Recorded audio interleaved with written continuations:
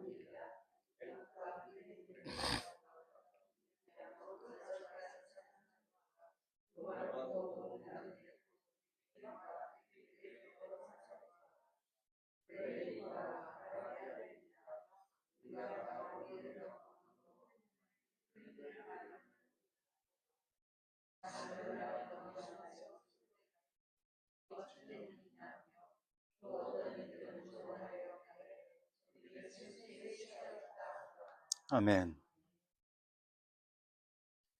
오늘은 하나님의 큰 일을 말하는도다 라는 제목으로 하나님의 말씀을 증거하겠습니다. 예루살렘을 떠나지 말라. 너희들이 가고자 하는 갈 길을 가지 말라. 내가 있으라 한 자리에 머물러 있으라. 이것이 하늘로 오르시는 예수님의 마지막 당부였습니다. 그 말에 순종한 제자들 120명이 마가의 집에 모여 앉았습니다. 그들은 함께 모일 수 없는 사람들이었었죠. 마음이 갈기갈기 서로 찢어질 대로 찢어지고 상처를 주고받을 수 있는 대로 다 받은 사람들이었습니다. 자신들의 꿈과 희망이 뭉개지고 더 이상 바랄 것이 없는 사람들이었습니다. 그런데 그들이 한 자리에 한 마음으로 모였습니다. 그것은 오직 그들이 예수에게만 자신들의 모든 관심과 초점을 맞췄기 때문이라고 말씀을 드렸습니다. 예수에게 초점을 맞추니까는 기도하고 싶은 마음이 생겼습니다. 예수에게 초점을 맞추니까는 너와 내가 분명히 다름에도 불구하고 같은 사람들이 되었습니다. 한 마음 한 교회가 된다는 것, 한 가정이 된다는 것, 하나의 힘이 된다는 것, 그 신비로운 힘은 바로 예수를 다 같이 한 초점으로 바라보는 것입니다. 그럴 때 오순절 날이 되자 성령이 임했습니다. 그때는 아침 9시입니다. 성령이 임하자 오늘 본문을 보면은 120명 각 사람이 각자가 다른 외국어로 말하기 시작했습니다. 우리말 번역은 방언이라고 기록을 하고 있습니다만은 실제로 보면은 다른 언어로 말하더라가 옳은 번역입니다. 여지껏 한 번도 배워보지 못한 다른 나라의 언어, 외국어를 그들이 자유자재로 술술 말하는 것을 보면서 오순절이 되어서 예루살렘에 모여든 모든 유대 백성들이 다 깜짝 놀랐습니다. 그들만 놀랐겠습니까? 말하는 자들도 놀랐겠죠. 내 혀가 왜 이렇게 됐는가? 내가 어떻게 한 번도 배워보지 못한 가보지도 못한 나라의 말을 지금 내가 하고 있는 것일까? 정말로 기이한 현상이 일어났죠. 사람들은 그 다른 말을 하는 자들을 바라보면서 혹시 귀신 들린 거 아닌가? 돌아버린 거 아닌가? 술에 취했나? 그들의 결론은 오늘 본문을 보면 아하 맞다. 저 사람들이 새 포도주에 취한 것이로구나. 그렇게 잠정적으로 결론을 내리는 것을 우리는 보게 됩니다. 성령이 충만하면은 누구나 다 이렇게 다른 나라의 말을 자유자재로 할 수 있을까? 있는 것인가? 그렇지는 않습니다. 사도행전에서 말씀하시는 이 성령 충만의 증세들은 이날이 유일무이합니다. 이전에도 없었고 앞으로도 없습니다. 이날이 유일무이합니다. 그래서 저처럼 기도하면서 성령님 영어 좀 잘하게 해주십시오. 이런 거 하시면 안 된다 이 말입니다. 이런 게 더 이상 안 나옵니다. 이런 거. 그러면은 왜 이날 그들은 한 번도 배워보지도 못한 다른 나라의 말로 말할 수 있었을까? 왜 이 기막힌 현상이 일어난 것일까? 이날은 교회에 성령이 부어지는 날이라고 말씀드렸지 않습니까? 사도행전 2장에서 우리가 주목해야 될 것은 성령이 임하자 그들이 방언을 했다는 것이 아니라 그들이 모인 곳이 교회였다라고 하는 것에 우리가 주목을 하자 이렇게 말씀을 드렸었죠. 신약시대의 첫 교회, 이 첫 교회에 각자 다른 나라의 말을 할 수 있는 성령의 능력이 임했습니다. 왜 그런가? 이제 그들은 곧 온 세상으로 흩어질 겁니다. 성령이 자신에게 준 그 언어를 가지고 이제 온 세상으로 흩어질 겁니다. 그리고 그 언어로 예수 그리스도의 복음을 전하게 될 겁니다. 우리는 여기서 교회라는 곳은 하나님이 나에게 주신 은혜를 가지고 내가 꿀꺽 삼키는 것이 아니라 그 은혜를 예수 그리스도의 복음 전하는 일에 사용하는 곳이로구나 하는 것을 배우게 돼요. 이제 그들은 고향 떠나서 각자의 삶의 자리를 떠나서 온 세상으로 흩어지게 되는 겁니다. 무엇 하나만 가지고 입술의 열매, 성령이 주신 그 은혜, 예수 그리스도의 복음 하나만 들고 떠나게 됩니다.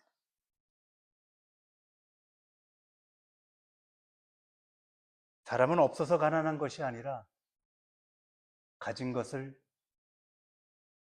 복되게 사용하지 않을 때 가난해지는 것 같습니다.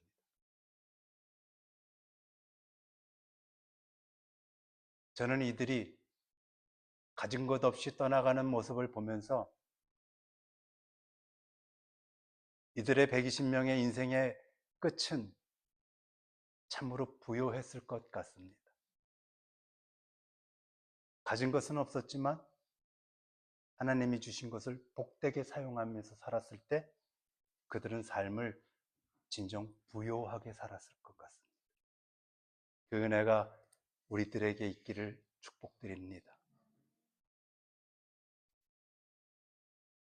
성경에는 성령 충만의 장면들이 아주 여러 장면들이 있습니다.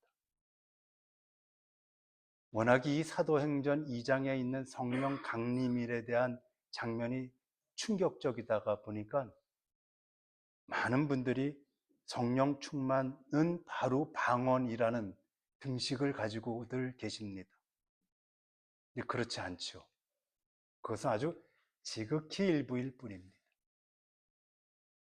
출애굽기 31장을 보면 하나님께서 애굽을 나와서 광야에 도착한 백성들에게 처음으로 지시하신 것이 성막을 지으라 하였습니다. 그 성막을 지으면 하나님은 그곳에 임재하신다고 말씀하셨어요. 그래서 온 백성들이 다 힘을 합쳐서 성막을 짓는데 하나님께서 특별히 브살렐이라고 하는 한 사람을 지명하셔서 그 사람에게 성령을 충만하게 해 주셨다고 출애굽기 31장에서 그렇게 기록합니다. 우리가 아는 것처럼 성막은 정말로 정교하고, 그리고 이 세상에 한 번도 듣도 보지도 못한 것들을 조각해야 되고 만들어야 되고 고도의 기술력이 필요한 그러한 곳이 바로 성막 짓기였습니다. 그런데 하나님께서는 그 브살렐에게 성령 충만함을 주어서 그날 뭘 주셨는가 하면 지혜와 지식과 명철과 기술을 주셨다 그래요. 지혜와 지식과 명철과 지식. 제 아무리 어려운 일, 제 아무리 풀기 힘든 일, 제 아무리 한 번도 가보지 못하고 힘든 일이라고 할지라도 인생 앞에 하나님이 성령 충만함을 주시면 가능합니다. 하나님이 지혜를 주시고 지식도 주셔요. 기술도 주십니다. 많은 경우에 하나님께서 지혜와 지식과 명철과 지식을 주셨음에도 불구하고, 기술을 주셨음에도 불구하고 자기의 인생만을 위해서 사용하는 사람들 참 많이 있습니다. 브살렐은 자신이 받은 것을 오직 성막 짓기에 다 쏟아붓습니다.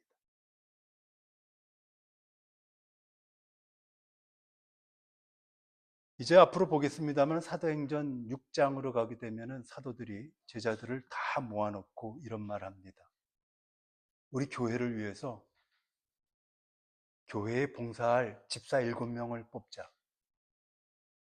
그럴 때 집사 7명의 조건이 있습니다. 성령이 충만하여 칭찬받는 자들. 세상의 칭찬은 뛰어난 자들을 향합니다. 세상에서 칭찬받으려면 뛰어나면 됩니다. 1등하면 됩니다. 성공하면 되고요.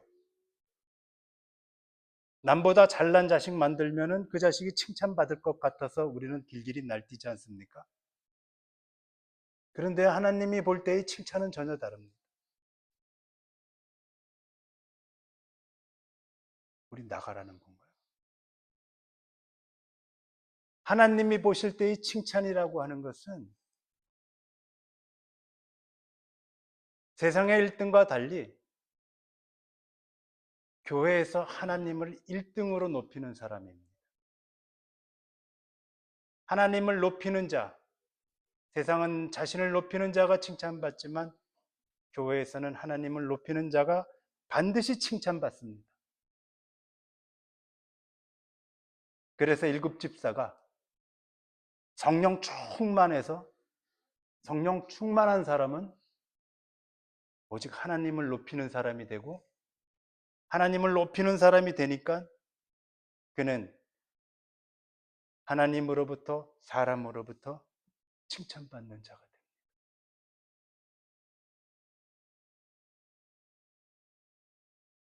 가족과 자녀들로부터 칭찬받는 부모 되기 쉽지 않죠. 하나님을 높여보십시오. 아버지 노릇하려고 하지 말고, 엄마 노릇하려고 하지 말고 하나님을 높이는 성도가 먼저 되십시오. 여지 없습니다.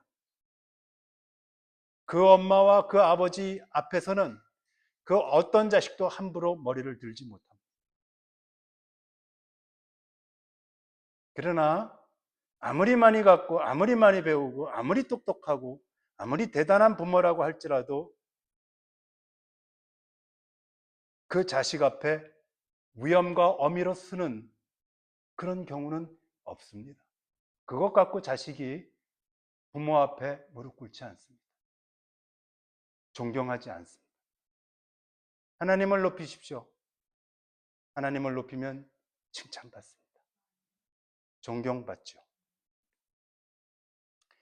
에베소서의 6장에는 5장에는 성령 충만함을 받았을 때 어떻게 되는가 하는 것에 관한 말씀이 또 기록되어 있는데 하나님을 찬양하고 노래한다고 그렇게. 이건 상식인 것 같아요.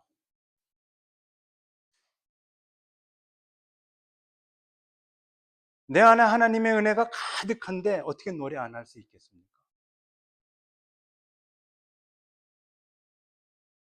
사무엘상에 보게 되면 우리가 잘 아는 말씀 있죠. 사울에게 악령이 들어왔습니다. 어린 다윗이 수금을 들고 사울 왕 앞에 가서 수금을 연주하죠.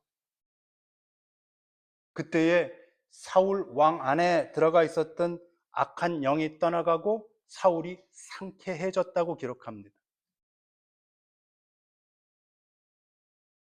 다윗의 수금 연주가 뛰어났기 때문이었을까? 그때의 다윗은 아주 어린 나이였습니다.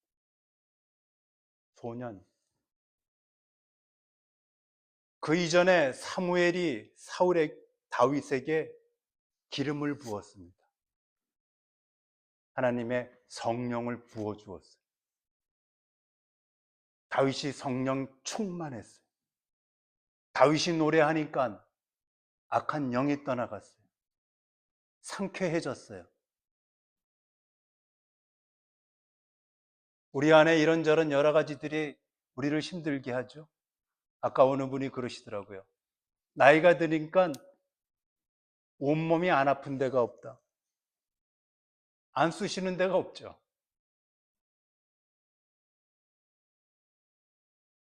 당연한 거죠, 뭐. 나이가 드는데 어떻게 하겠습니까? 그런데 말입니다, 여러분. 사울이 상쾌해졌다 그래요. 어떻게 하니까? 성령 충만함으로 하나님을 찬양하고 노래하니. 그래서 저와 여러분, 우리 예수교회가 성령 충만함으로 하나님을 찬양하고 노래하는 교회가 되기를 간절히 원해요.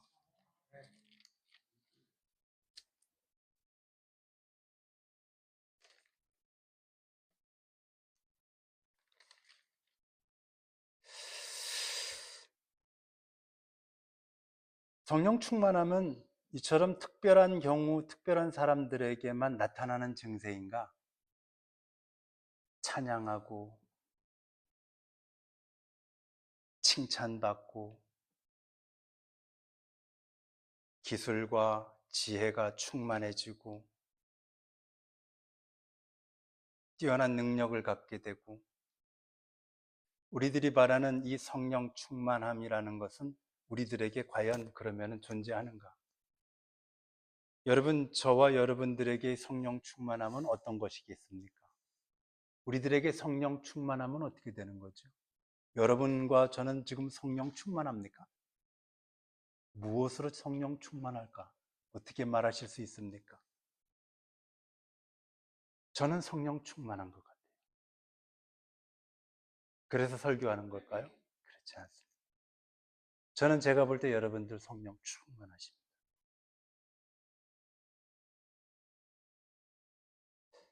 오늘 우리가 살펴볼 요한복음 14장에는 말입니다. 예수께서 십자가에 처형당하실 날이 눈앞에 다가왔을 때 제자들 모아놓고 말씀을 하셔요.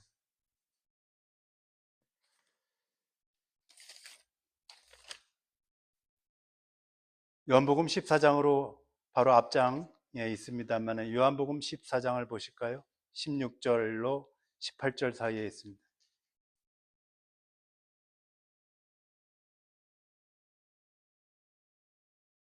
16절, 17절, 18절 한 목소리 읽습니다. 시작. 내가 아버지께 구하겠으니 그가 다른 보혜사를 너희에게 주사 영원토록 너희와 함께 있게 하시리니 저는 진리의 영이라 세상은 능히 저를 받지 못하나니 이는 저를 보지도 못하고 알지도 못함이라. 그러나 저는 저를 아나니 저는 너희와 함께 거하시며 또 너희 속에 계시게 내가 너희를 고아와 같이 버려두지 아니하고 너희에게 오리라. 아멘. 예수께서 제자들과 함께하는 여러 날 속에서 여러 차례 나는 이 땅에 있지 아니하고 곧 너희들을 떠나갈 것이다라는 말씀을 종종 하셨습니다. 그 빈도와 강도가 예수가 십자가에 못 박힐 즈음 되자 점점 더 많아지고 강해지셨습니다. 처음에는 제자들이 무슨 말씀인가 전혀 알아듣지 못했습니다. 물론 이날에도 못 알아들었습니다. 그냥 단지 마음속에 불안했습니다. 아빠, 엄마가 어딘가 가게 될 거야 라고 했을 때에 불안해하는 아이처럼 제자들이 예수님 보고 도대체 어디로 가신다는 말씀입니까? 우리도 갈게요. 이런 상황이 이제 예수가 십자가 앞에 다다를 때쯤 됐을 때가 요한복음 14장 말씀입니다. 예수께서 이렇게 말씀하시죠.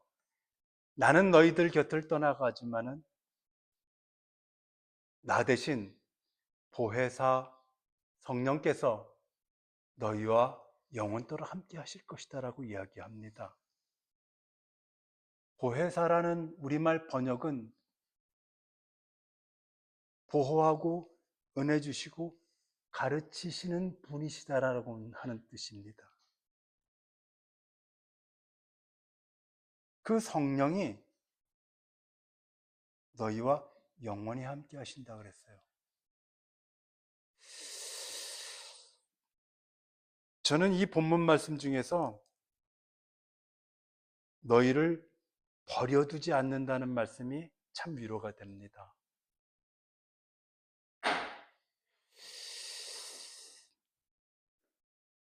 이 세상에는 참 슬프고 유감스러운 단어들이 참 많이 있는 세상이죠. 저는 그 중에서도 방치라는 말은 참으로 슬픈 말이다라고 하는 생각이 듭니다.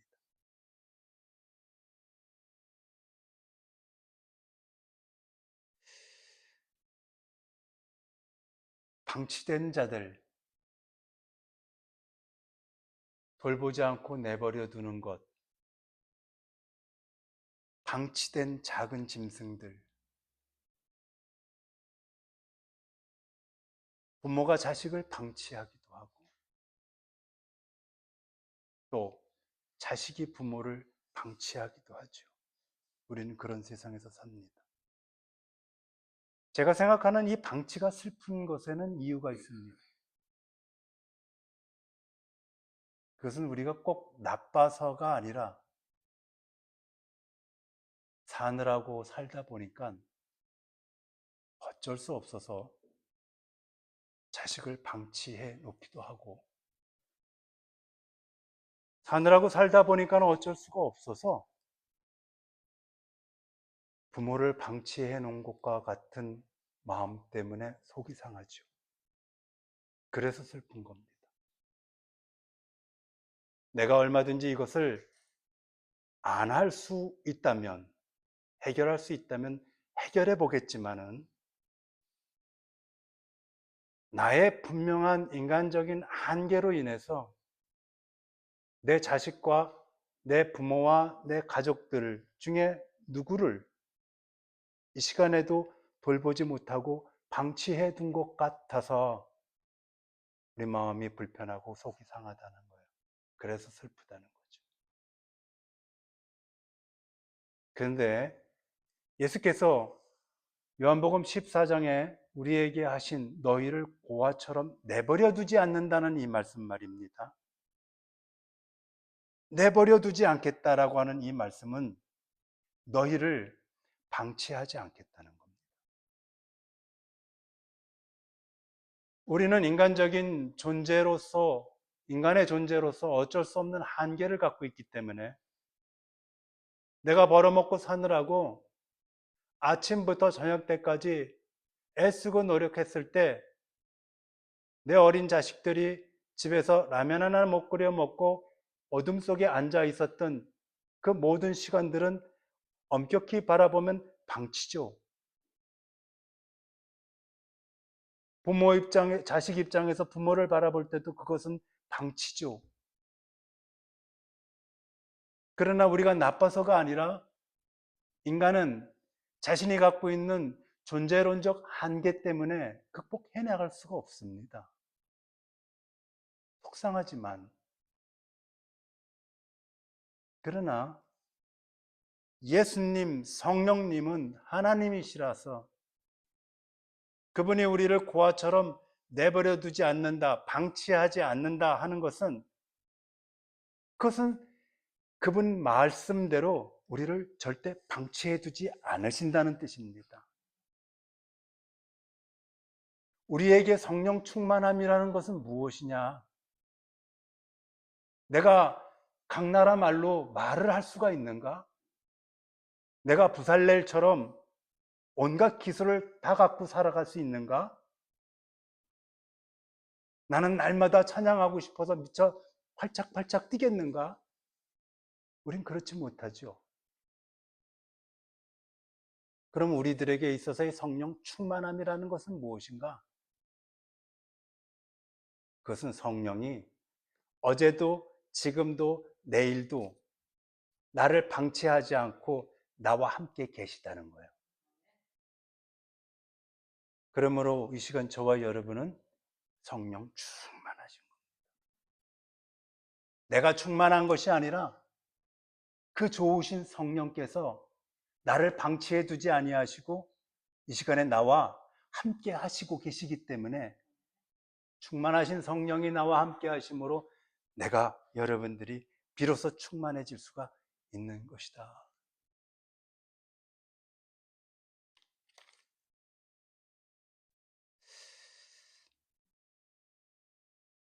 다시 사도행전 본문으로 들어가면은 사도행전 2장으로 가봅니다. 사도행전 2장 13절 읽습니다.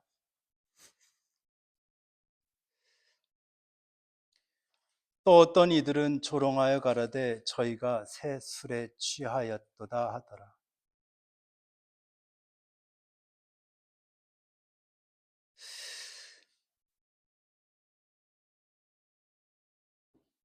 어떤 이들이 조롱을 해서 그들이 조롱으로 그들이 새 술에 취하였다 이렇게 말한다고 합니다. 세상은 두 가지인 것 같습니다. 성령 충만한 사람들을 보게 되면 두 가지인 것 같습니다. 당신은 어떻게 해서 그렇게 믿음이 그렇습니까? 당신은 어떻게 해서 이렇게 사람이 변할 수가 있습니까? 당신이 믿는 하나님은 어떤 분이십니까? 당신은 어느 교회를 다니십니까? 당신은 요즘에 왜 이렇게 낯빛이 좋습니까? 내가 알기에는 당신은 가진 것도 별로 없는 사람인 줄 알고 있는데 당신에게 가져온 변화를 이끌어온 그 이유는 무엇입니까? 이렇게 놀라는 사람들이 있어요. 그런데 어떤 사람들은 적당히 믿으면 되지. 뭘 그렇게?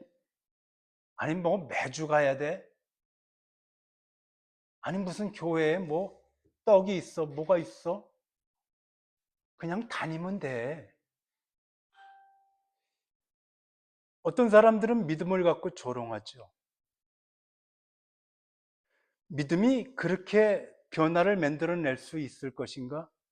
믿음은 정말로 인간을 바꾸고 인생도 바꾸나? 믿음은 정말로 생명도 바꾼단 말인가? 어떤 이는 놀라지만 어떤 이들은 조롱을 해요. 두 길에서 갈리는 겁니다. 그런데 이들이 조롱을 했어요. 술 취했다라고 하면 그만인데 조롱을 했어요. 갈릴리 사람들인데 뭘. 우리가 일전에도 말씀을 나눴습니다만은 갈릴리 사람들은 조롱의 대명사였습니다. 지들이 뭐, 그깟 놈이 뭐. 제가 목사가 되고 나서 가장 많이 들은 이야기는 저를 오래전서부터 알고 있는 사람들로부터 들려오는 이야기였어요. 어휴, 그래요? 목사가 되셨구나. 입으로는 단어로는 그 단어를 말하고 있지만 눈빛은 그렇지 않았어요.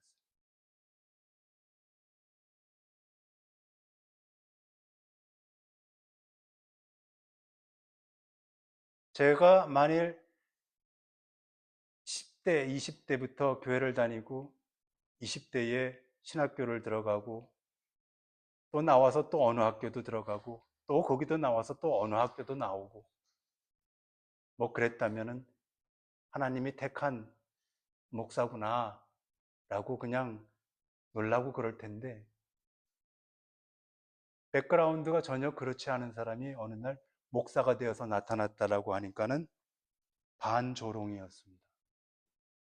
저는 그 눈빛을 많이 기억하죠. 이들이 그랬습니다. 갈릴리 것들이 어떻게 하나님의 나라의 일을 말하나, 저 입에도. 갈릴리 것들이 어떻게 하나님의 은혜를 받을 수 있을까? 갈릴리 것들이 어떻게 성령 충만할 수 있을까?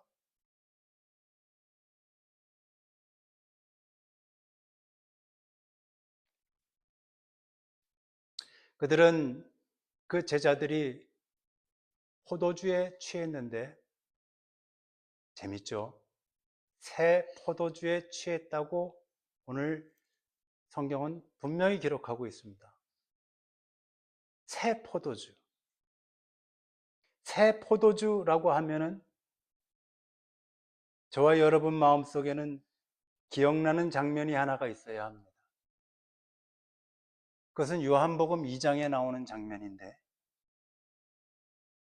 예수께서 제자 몇 명을 데리고 가나에서 열리는 혼인잔치에 참여하셨던 일 말입니다. 기억하시죠?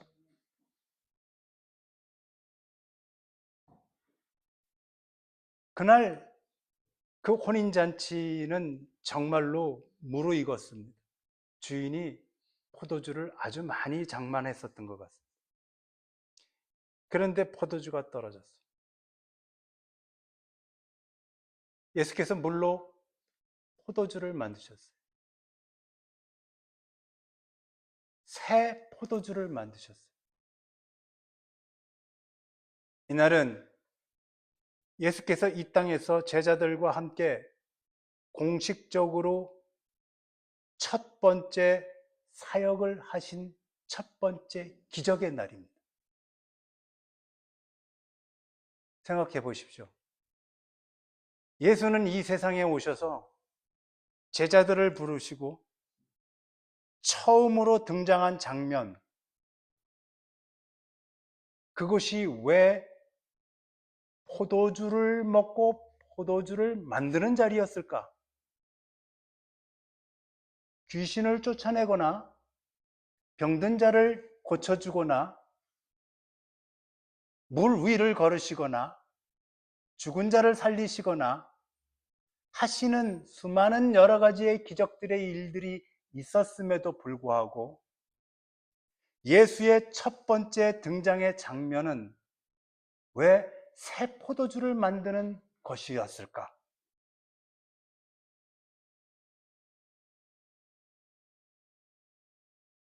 이 장면은 오늘 지금 우리가 읽은 사도행전 2장에 마가의 집에 성령에 취한, 새 포도주에 취한 제자 120명, 이 장면을 예언하는, 그리는, 약속하는 장면이 바로 요한복음 2장에 있는 말씀이에요. 그래서 요한복음 2장에서 새 포도주를 만드신 극상품의 그 붉은 포도주가 사도행전 2장에서 120명이 모인 자리에 예수는 떠나고 성령이 이 지상에 처음으로 내려오시는 그날, 예수가 처음으로 등장하셔서 기적을 만드시고 사역하셨던 그날처럼 처음으로 성령이 내려오시는 그날, 그 120명 위에 예수가 만드신 극상품의 붉은 포도주가 120명의 머리 위에 쏟아진 거예요.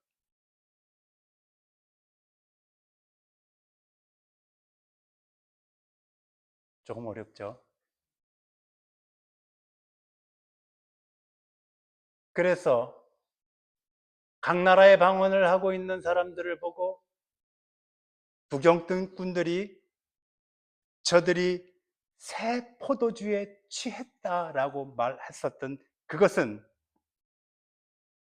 사실은 그들의 입을 통해서 흘러나오게 하신 하나님의 역사요. 그들은 자기들도 모르게 정답을 말해버린 거예요.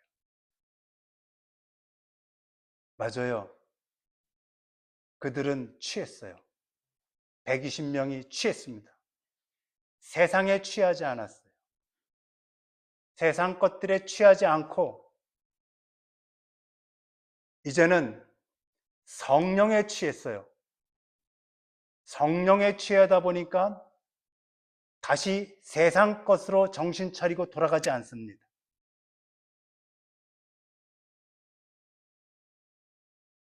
정신을 차리고 나면은 교회가 무엇이냐라고 하는 생각부터 들어요. 믿음이라는 것이 과연 무엇이겠느냐 하는 생각부터 든단 말입니다. 지정신이 돌아오면 인간의 지정신은 옳을까요? 믿을 수 있을까요? 신뢰할 수 있습니까? 인간의 제정신은 항상 자기 위주고 따지고 자기 유익이 중요하죠. 지정신이 들면 인간은 그래요.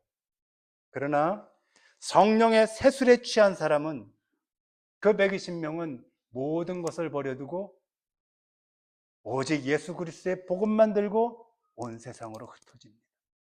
지정신 갖고는 안 돼요. 성령에 취해야만 합니다. 성령의 그 극상품의 붉은 포도주가 120명 성도 위에 쏟아졌을 때 그들에게 역사가 일어난 거예요. 요한복음 2장에서의 그 극상품의 새 포도주를 만드신 그 예수 그리스도의 그 예언의 예표는 사도행전 2장에서 마가의 다락방에서 성취되었어요.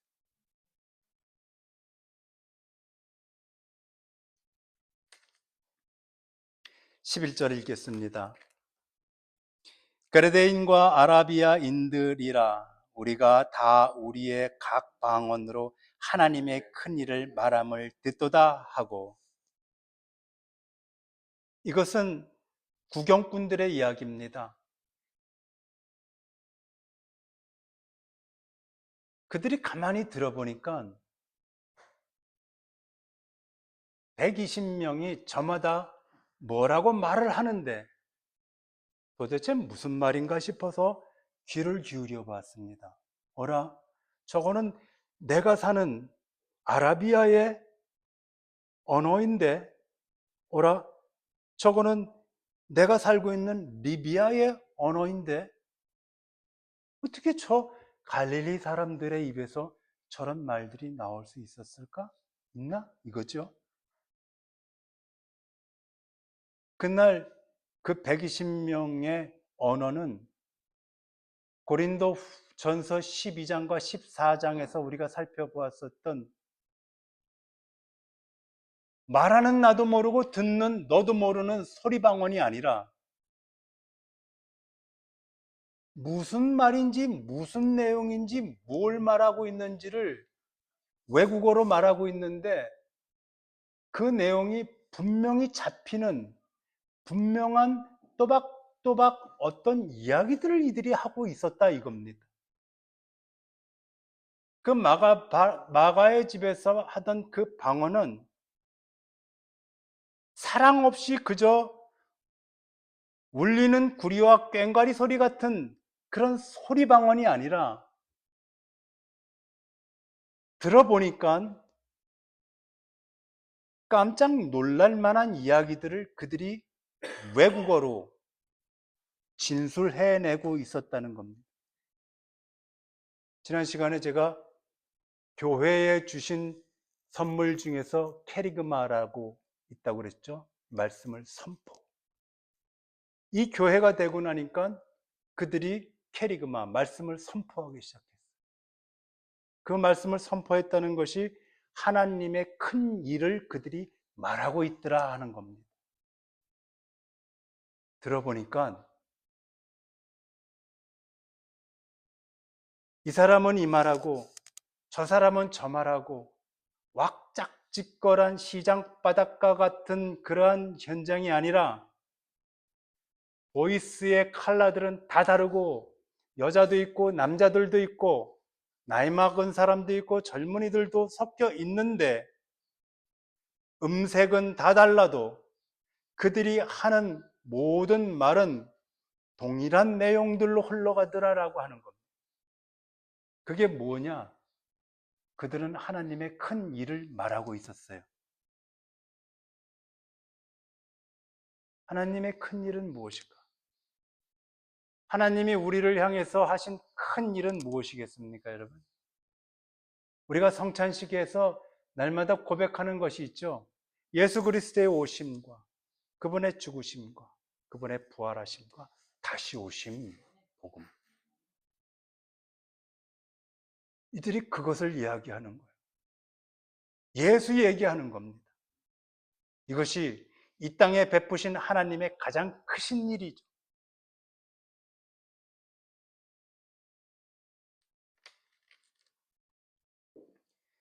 오늘 성경을 보게 되면은 적어도 15개 나라의 이 외국어가 울려 퍼졌어요.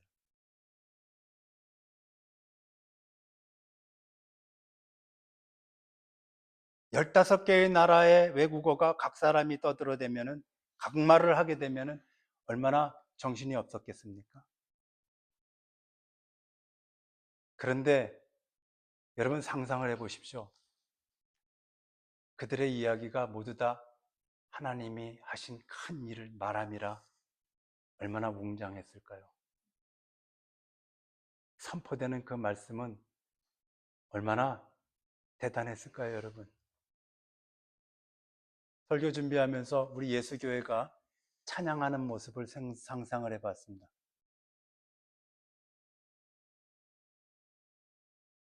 찬양을 조금 잘하는 사람, 저처럼, 그리고 저보다 조금 못하시는 분들, 막 이렇게 섞여 있지 않습니까? 좋은 인도자를 만나서 우리가 지금 계속 살아남고 있는 거죠. 마음 넓은 인도자 때문에. 그런데 우리가 그 하모니, 조화를 조금씩 맞춰가지 않습니까? 우리가 모여서 각자의 노래로 하지 않아요. 음색은 다릅니다.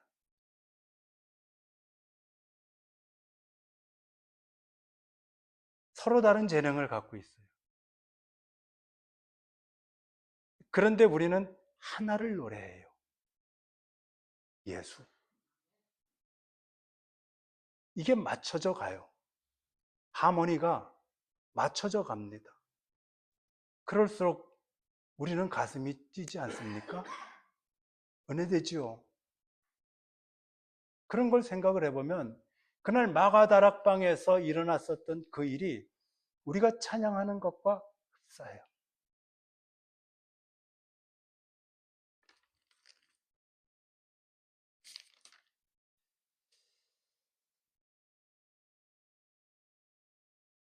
그곳에는 예수의 모친 마리아도 있었어요. 예수의 형제들도 있었습니다. 배신하고 도망갔었던 베드로도 앉아 있었죠. 이런 사람 저런 사람들 다 앉아 있었습니다. 그들은 모두 부모가 다르고 살아가는 형편이 다르고 각자의 생각이 다르고 인격이 다르고 다 다른 사람들이었습니다. 그런데 그들은 하나를 노래했습니다. 하나를 이야기했습니다. 예수 그리스도.